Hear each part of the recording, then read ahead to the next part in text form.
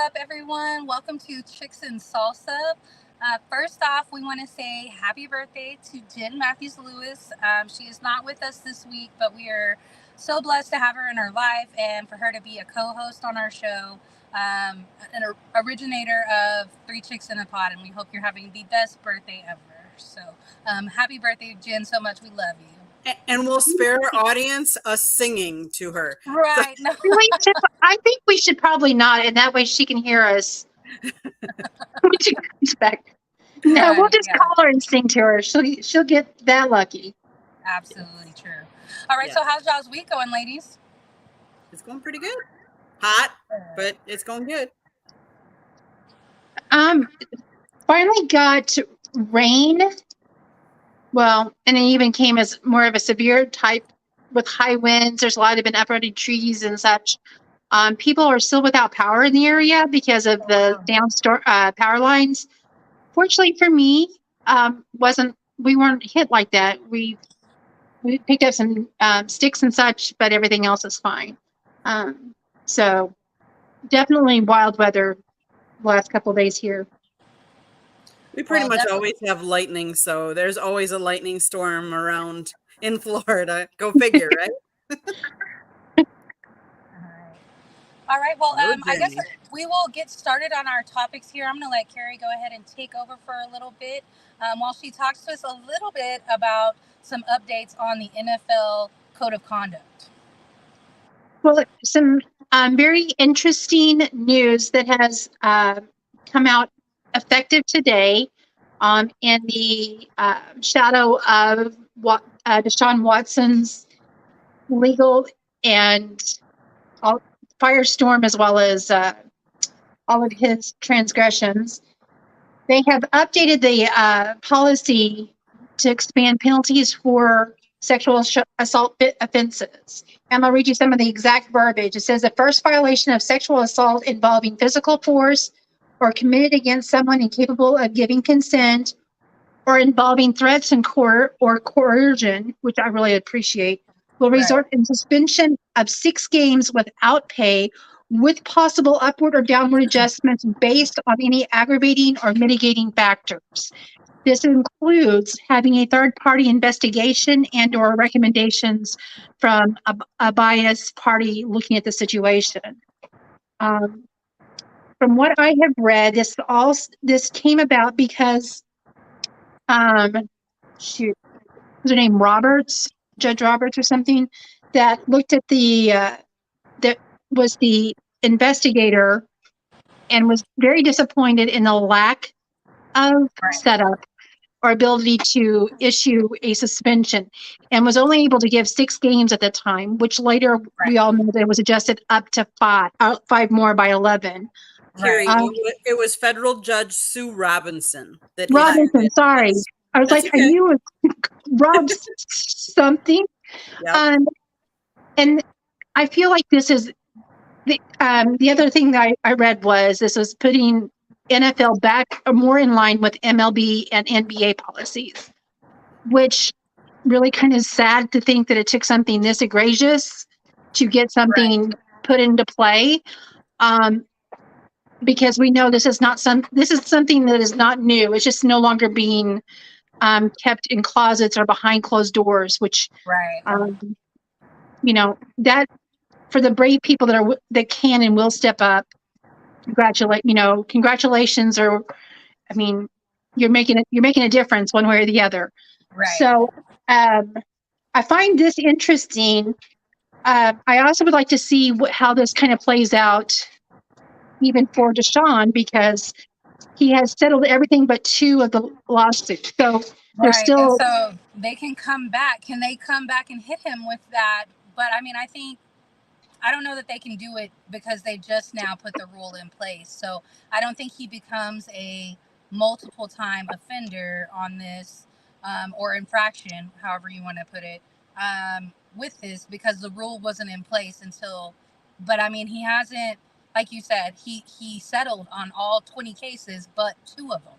And so, there's still possibility of criminal charges on those 2.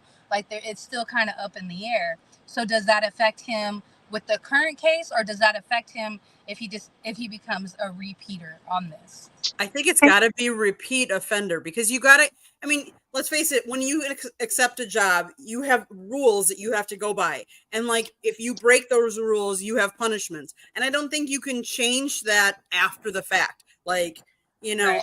I mean, I'm not saying that they can't, because let's face it, it's the NFL. They can do what they want, and judges. And they do.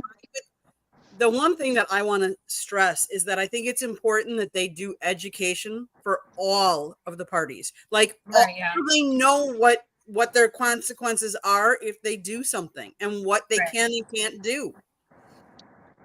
Yeah, I completely agree with that. Right. And the other thing that I find really interesting is they have now said that in second time that you get into this situation, you can be banned, up to banning from the NFL for life. I think that should and does carry weight, and I'm glad for that. Regardless of whoever is whoever is the perpetrator, and because the consequences for not being a responsible adult has to be legitimate. And a slap on the wrist is not legitimate. Absolutely not. And for that federal judge who, came out afterwards and was like, I would have loved to have given him a much harsher punishment, but like, if she went to the letter of the rule and what was already in place, like, she was giving the max at that time. And I know that Zeke had gotten something. I mean, he had 2 different incidents that happened. And so for him also, like, that is something that, had this rule been in effect then, that incident at the parade, he would have been banned from the NFL for life after that. Which also that brings in question of false accusations, because, there are times that, like in Zeke's case, and then also in Deshaun's case, there were certain people that charges were not filed, criminal charges were not filed. And so, there's both sides to that. There's not just the side of victims. There's also, like, when the person being accused becomes a victim as well.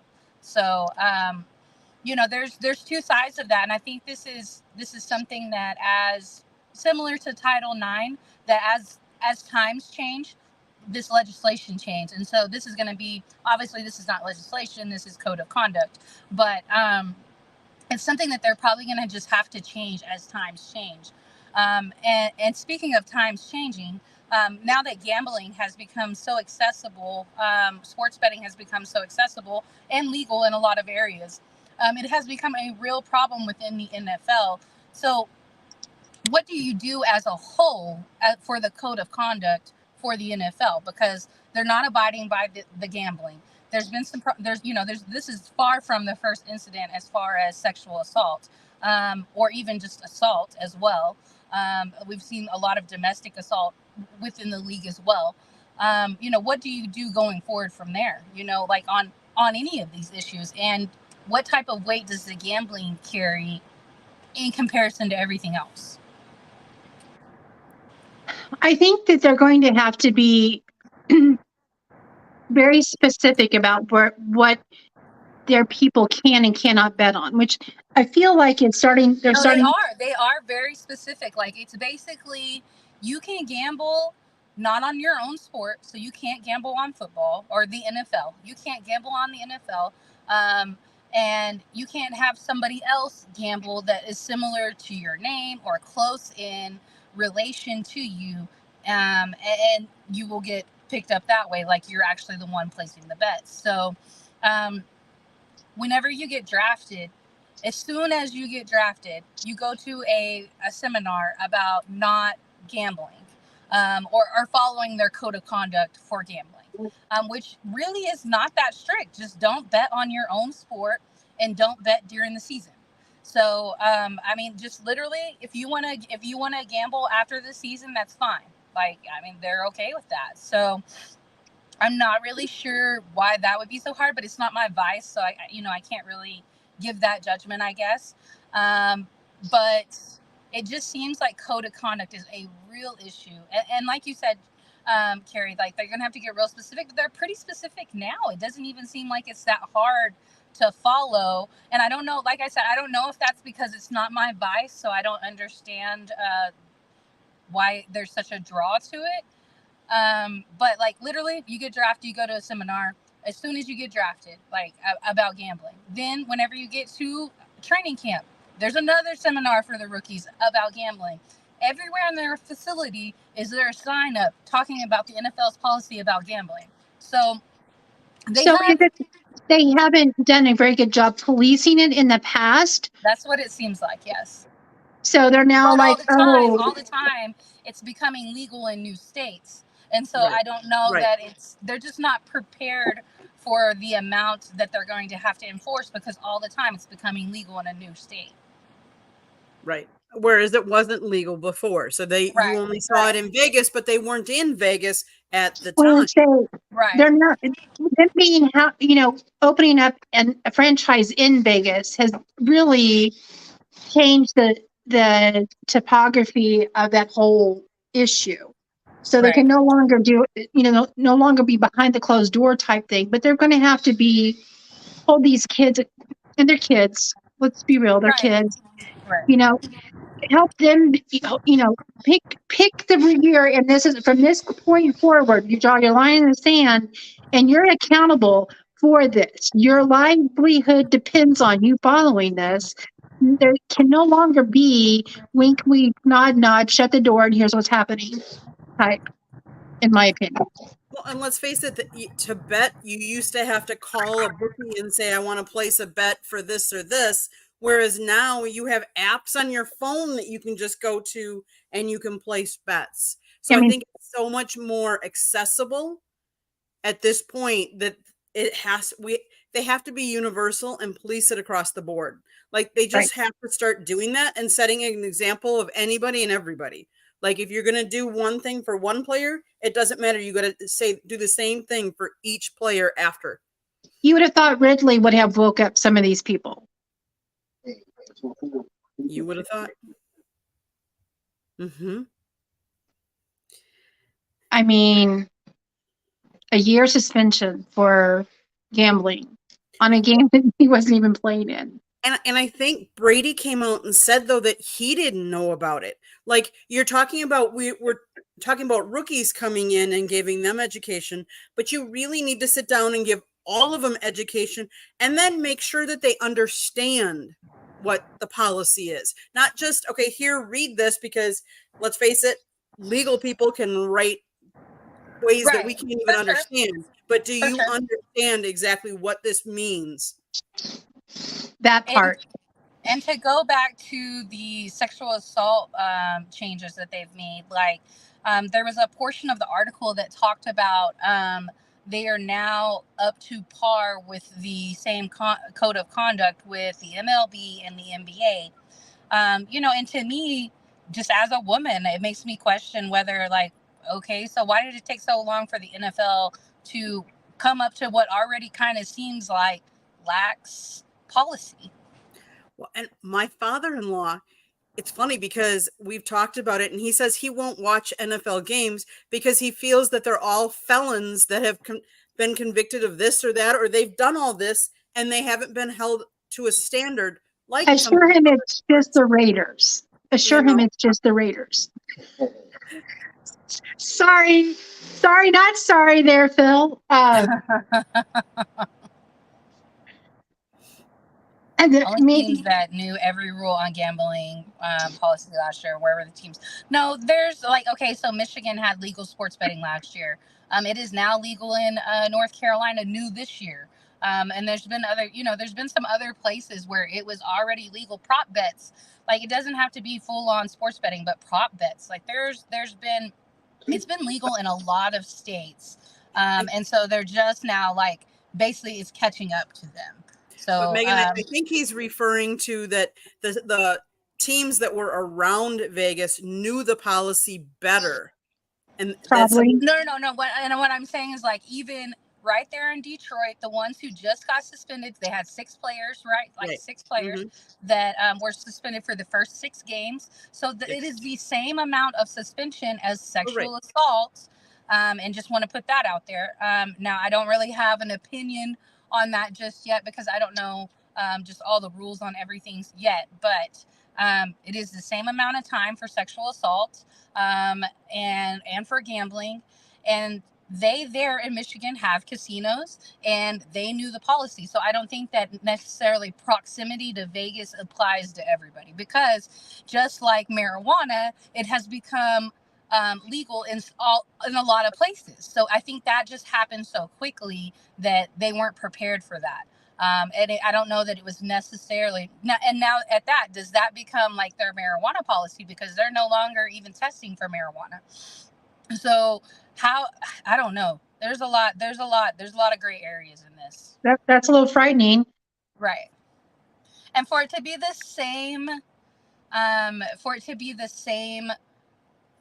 disciplinary actions as sexual assault, that leaves a big question mark for me. Well, I still And think I it know has a lot integrity to of the do with it game. being a all boys club and wink, wink, nod, nod. We don't talk about what happens behind the door. We all know about that whole, Right. how women enter the workforce, that whole way that all perpetuated to begin with and is still there, obviously, in places. I mean, that Right. it's not something that's no longer, but growing up, I didn't hear about things that my child knows about. So, you're talking about a newer generation with more things that are always in your face, that are constantly in your face. As someone that has been through a sexual assault, I'm not sure I appreciate the fact that a gambling suspension Carries the same could weight. The same. Yeah. carries the Yeah. same weight as somebody attacking me. But then you also have to look, and even in today's society, there's still some crimes are very egregious, and those are handled sometimes less harsh than those that feel that are not as impactful to a person or such. I don't know that it's a very loose thing, but I think it has everything to do with the way that society is changing and becoming things that were usually kept quiet. Right. I mean, the grocery list is there. Divorce was never talked about. Single mothers were never part of the picture. Those were all whispers, and that's now something that is part of our everyday society. It's no longer something that is whispered behind people's backs. Well, I mean, you still do, but you still have that. But at the same time, it's not. It's part of mainstream, so it's not hidden as it once was. I don't know. I think that I'm hoping to see that, like our Title IX, it is a work in progress. That things start to change and evolve, because the women watching NFL maybe what has to save honestly, to save the fan bases, because we become a very large spoken part of it. And so this comment that I have highlighted, I absolutely agree with. I absolutely think PEDs is cheating, and probably should, but also gambling on your sport during the season is also cheating, in my opinion, because you can sway it either other ways. You know what I mean? There's no guarantee, but you can try to sway it. And so both question the integrity of the league. I don't know if it's on the same level, but I definitely view steroid use as cheating. So, Oh, I absolutely. don't know. There's a lot of gray areas in all of this, and so as times change, the game is going to have to change, and hopefully they're able to keep the integrity of the game up, and then hopefully they'll start taking sexual assault and domestic assault much more seriously. Even like I said, even coming up to just being par with the MLB and the NBA, I still think is incredibly lax. Absolutely. Yeah, I couldn't agree with you more. I mean, it's sad that it's taken all this time to Right. get it to that point. Right. Yeah, completely Very agree. much so. So we actually had something really fun happen this season with the MLB. Today was the end of the trade deadline, and it was just kind of there was a few fire sales all over the league. There were some that we thought were going to happen. We thought the Angels were going to blow it all up over there. That ended up not happening. They end up keeping Shohei, and then and they made some changes too. They pick up a pitcher from the White Sox, and kind of add to their bullpen. They are, I think they're 4 games behind the Rangers, and then the Stros are 1 game behind the Rangers in the AL West. Houston ended up picking up Verlander again. Mets had a complete and total fire sale. They had the most expensive salary this season, and we're expected to go pretty far, and it ended up not happening at all. And they ended up blowing it up before the season ends. Rangers were able to pick up Scherzer, and then we were also able to pick up Montgomery from the Cardinals. And there was one other one we picked up. I don't know. Candy, you go. Well, I was gonna say about that Verlander trade. The Mets are paying $35 million on Verlander's for this year's contract, Wow. and $35 million for next year's contract, and then half of $35 million in 2025. So, like, the Mets are, I mean, So the they had a Stros got fire him for sale. free. The Stros got him for free. I mean, pretty close. Like, it's crazy. But At least for a season and a half, they got him for free. I mean, the Mets also traded Robinson to Miami, so Right. Miami got him. I know that there was, what's his name? His name is Eduardo Rodriguez. He was going to be traded from the Tigers to the Dodgers, but he vetoed that trade because he had a no trade clause. So he is right. not going to the Dodgers. The Orioles bolstered their rotation and they acquire Flaherty from the Cardinals. The Blue Jays acquired DeJong from the Cardinals. I know the Royals traded Barlow to the Padres. The Padres land Cooper from Marlins for Weathers. Let's see. Yankees got Middleton from the White Sox. Met ship Pham back to the D-backs. It was kind of crazy. Like, I know the Brewers added another arm too. So, it surprises me because the Mets, going into the season, we thought, they paid a lot of money for their team. Right. And then they didn't do as well. Now, it's kind of funny because I hadn't really thought of it this way, but I've heard some people talking about it, and they were saying that a lot of the veteran pitchers had a hard time with adjusting to this pitch clock and having to pitch quicker because the younger guys played in minor leagues. Minor league had the pitch clock already a couple years ago. So it's these old veteran players that, the Mets, let's get Scherzer, let's get Verlander, all these old, veterans that weren't a part of it. And you really don't think about it, but someone was saying, like, if a pitcher has to back first base, a throw to first base, and they've got to run over there and back up the play, then they've got to run back to the pitching mound, and then they only have how many seconds before they've got to throw. So they can wear out a lot quicker than, especially in the heat that they've been playing in a lot of these ballparks, that has a different strain on these veteran pitchers that they didn't have before. And I guess I never really thought about it that way until I was overhearing that, and I thought that was just very interesting. I do think that's real interesting. We had several rule changes this year. So, we also had them in the batter box. Like, they had to get in the batter box a lot quicker as well. Mm-hmm. And, I wonder if that's something that has kind of led towards maybe not being ready for your stance. And then on the pitchers as well, like, they have to hurry up and get back to it, like you said. And is that why we've seen the amount of injuries this season? To me, it seems like we've seen a lot more injuries this year, and serious injuries. Like, we've seen pitchers getting hit a lot this season. Like the Rangers, Joa Heim, he looks like he's going to be out for the season. And that just came out a little bit earlier. And then also, we have, let's see, Corey Seager is on the injured list. Like we have a ton of people. We have Evaldi that just hit the and he got hit in the forearm.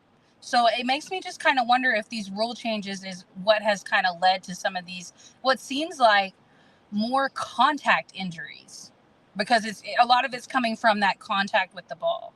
Mm-hmm. Yeah, I think these rule changes, as much as they've enhanced the game because they've sped it up for Right.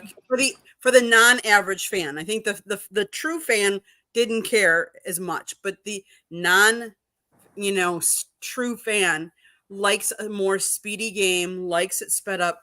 But yeah, there's been a lot of injuries with a lot of players. I think a lot of them say they like the rule changes, but I don't know if they realize the whole impact that Right. it has on Okay. each Well, team and each even the runner on base rule, you know what I mean? Like that's changed to the stolen bases. And then also last week, we saw that one where the ball actually went through the netting in the first baseman's mitts, and they had to call it out, I believe, because I mean it broke and you didn't do enough to stop the play. So I mean, it's just kind of been some interesting go around for the MLB this year, but obviously it has actually mattered because interest in the game seems to be coming back. As a fan, it never went away for me, but it did speed it up a lot more, and I think that for the casual fan, they like that.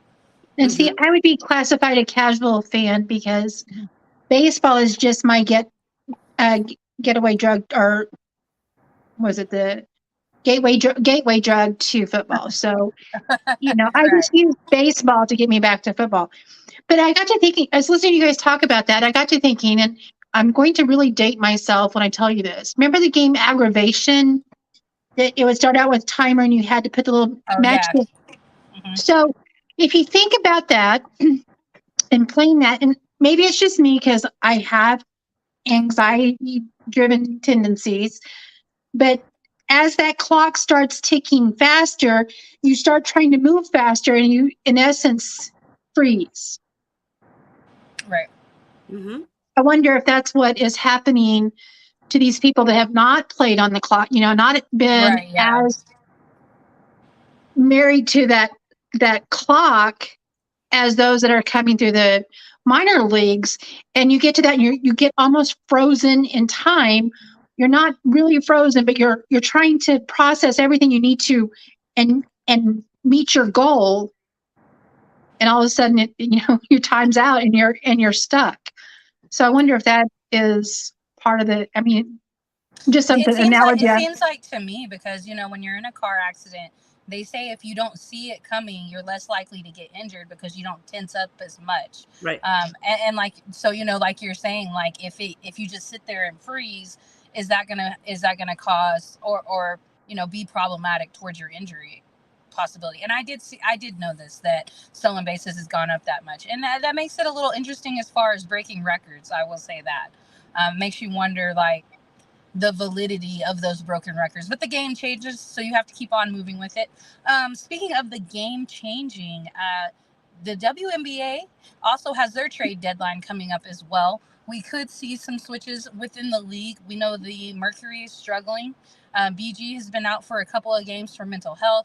DT missed several games for her physical health.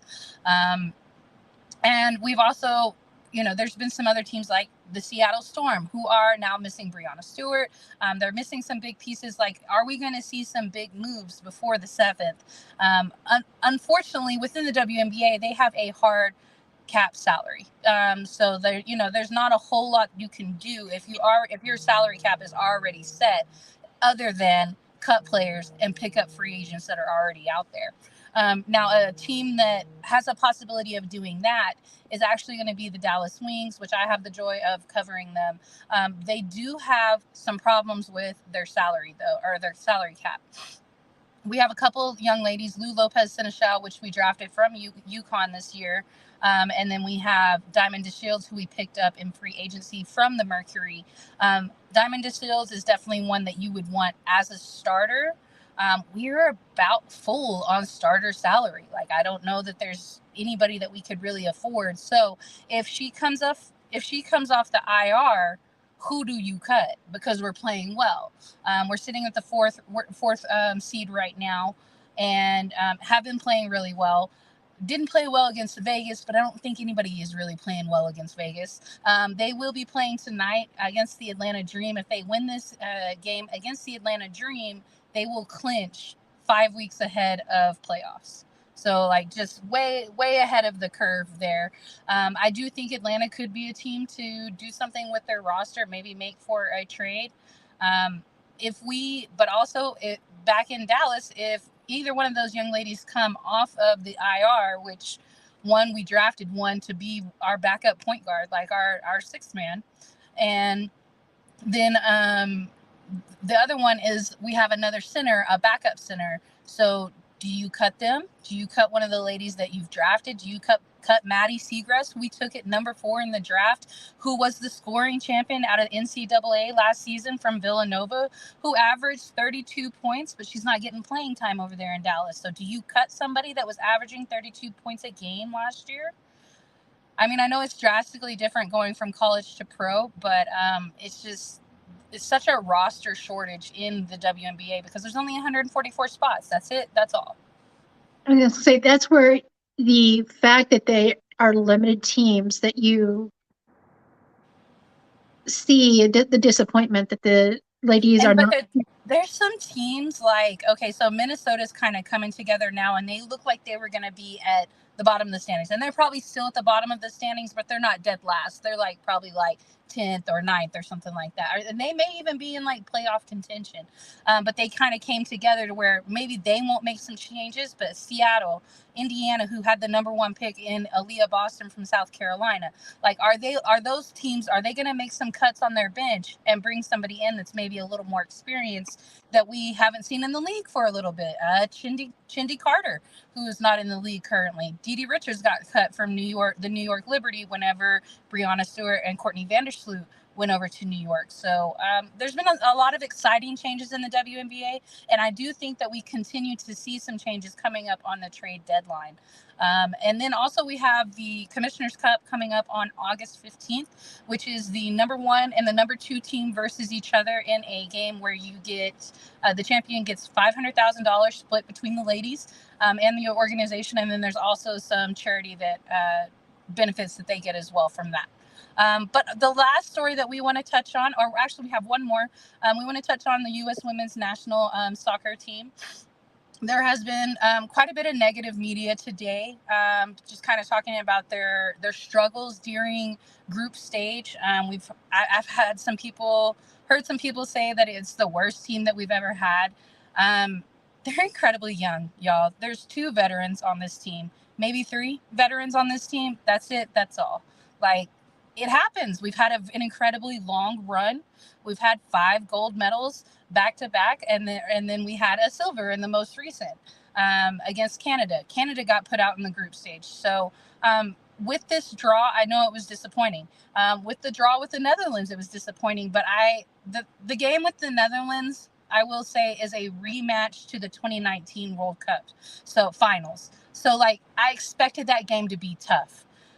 This one against Portugal was a bit of a surprise, but I think still continue to support and maybe give the ladies a little bit of grace. Like, it is, when the team goes through a rebuild, it's going to happen. Look at what we're seeing with Duke and North Carolina. Like, they lost their legendary coaches, and now they're having to rebuild their program, and that's just part of it. Like, they've been on top for an incredibly long time. So give them a little bit of grace, in my opinion, on that. Anybody else? They've reached the last 16 of the Women's World Cups as of this last one. That's a long span. I don't care, I mean, like you said, give them slack, just because they don't have to go out and dominate everything. Maybe they're safe. I mean, I hate to say this, not that they're saving themselves for the finals or anything like that, but sometimes you, as an athlete, do take things to a different level when you get to the next level. Well, and this roster hasn't been together that long. the rosters that we're used to have been together and been working together for 10 to 15 years, and this team has only been together a few months. They didn't make final cuts until like 6 weeks ago. So and we're talking about a lot of young ladies that are from the age 17 to 23. Like, they're all incredibly young. Give them some time to grow, hit their prime. They're not even in their prime yet. So that's just my personal opinion on that. But to end on a happy story, Diana Taurasi is 47 points away from 10,000. She is the only lady in the WNBA to ever do that. She was the only lady to ever reach 9,000 points. And so she's continued on. Just super excited to see that happen. We've all been counting down for about the last 200 points anyway, but definitely be watching in the next few games. Mercury is struggling this season, so they may not be pretty to watch, but at least you can see DT get the record. Nobody's ever had this before. And I love it when they talk to her shortly after she hit the 9,000 mark. And she's like, I love the fact that, yes, I'm out here, but she said, I'm setting records that I intend on being alive and watching be shattered. And I can't wait. And, that's impressive. I don't care who you are. That's impressive. Right. And supportive of the continual growing of the game, not just about yourself. Because, even before she made that comment, she said, I'm not celebrating 9,000. I'll celebrate 10, though. So looking forward to the celebration, DT. We will be watching. Absolutely. All right. Just want to thank everybody who watched, commented, and shared the show. We appreciate you guys. Jen, we love you. We miss you. Happy birthday. Happy birthday, Jen. I hope she can count those crows high enough, because, Right. All right. Well, we hope you have the best birthday, and thank you guys so much for watching and commenting. We will see you back next week. Peace out.